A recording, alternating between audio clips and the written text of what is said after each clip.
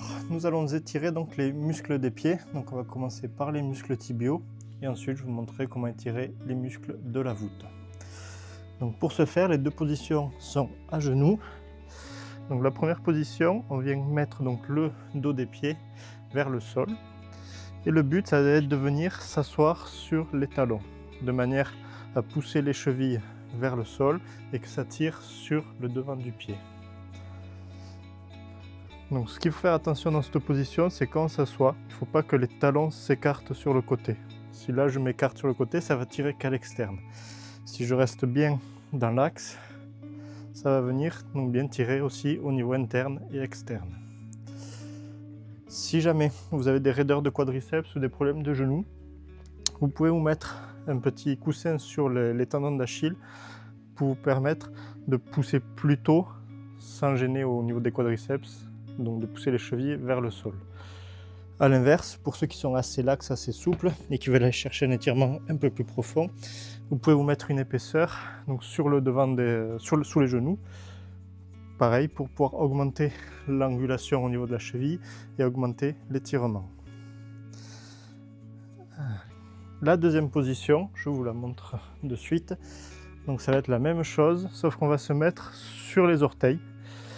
Une fois qu'on est sur les orteils, moi j'aime bien reculer un petit peu les genoux au maximum pour venir bien mettre en tension au niveau de la voûte plantaire, là, sous le pied. Et là ensuite, l'exercice c'est le même, on vient s'asseoir sur les talons.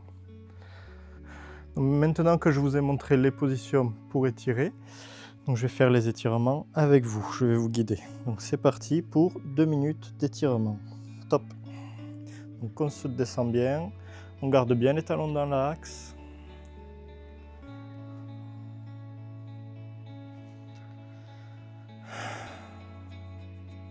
On pense à bien respirer calmement. On se détend et on laisse la gravité faire le travail. Il faut sentir que ça vient tirer devant les tibias. Donc on va faire l'étirement sur 2 minutes car c'est le temps minimum qui permet d'avoir le maximum de relâchement musculaire par jour.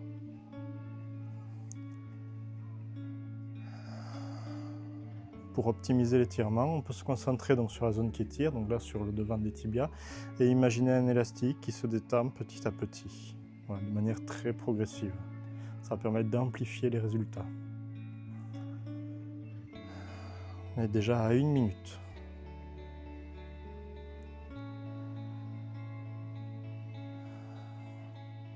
Pour ceux qui auraient du mal à tenir la position sur 2 minutes d'affilée, il est tout à fait possible de fractionner les 2 minutes. À ce moment-là, vous pouvez mettre pause sur la vidéo et donc faire 4 fois 30 secondes, 2 fois 1 minute, suivant combien de temps vous arrivez à tenir.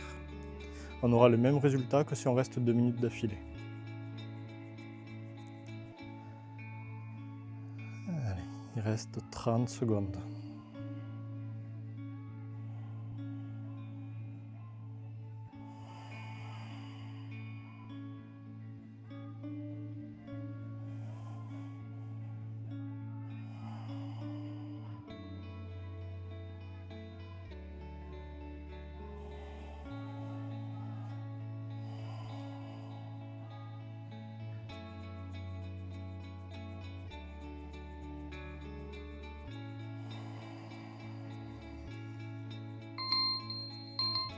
Minutes.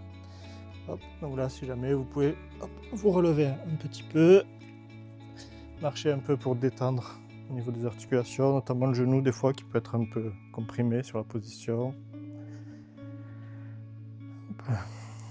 Et après, on va se replacer. Et donc là, on va partir sur l'étirement de la voûte et pareil sur 2 minutes. Allez, c'est parti. Donc on se met bien sur les orteils, on recule un petit peu les genoux pour mettre en prétention et ensuite on laisse descendre les fesses vers les talons.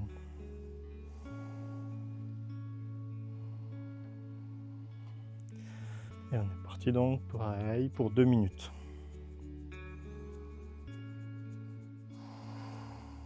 Là on doit bien sentir donc l'étirement au niveau de la voûte, des deux côtés.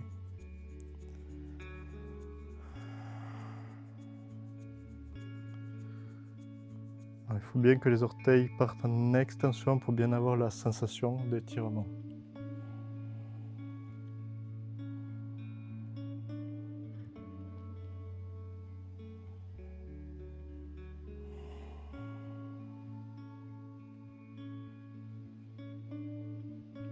respire bien. On imagine l'élastique qui se détend progressivement au niveau de la voûte plantaire. On se concentre bien sur la zone qui tire. On a passé 1 minute.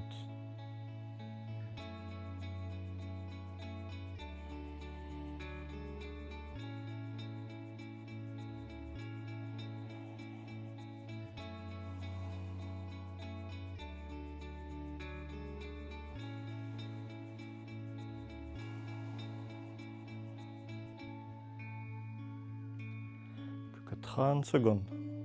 Donc comme tout à l'heure, pour les gens qui ont du mal à tenir la posture, il est tout à fait possible de fractionner. Donc vous pouvez vous relever, marcher un petit peu, à ce moment-là mettre la vidéo sur pause pour avoir le bon timing.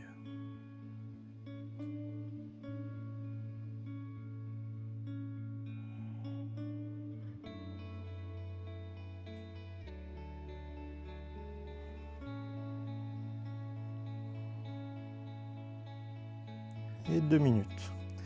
Hop, et vous relâchez doucement la position et vous pouvez vous relever et remarcher pour détendre un petit peu. Petit rappel sur les étirements, donc si c'est fait juste après l'effort, il faut savoir que pendant la pratique sportive, on se crée des micro-déchirures musculaires et afin de ne pas les aggraver et de prendre le risque de se blesser, il faut étirer légèrement le muscle. Donc pour ce faire, on se met en position et on maintient la position 20 à 30 secondes maximum sans vraiment chercher à gagner en amplitude.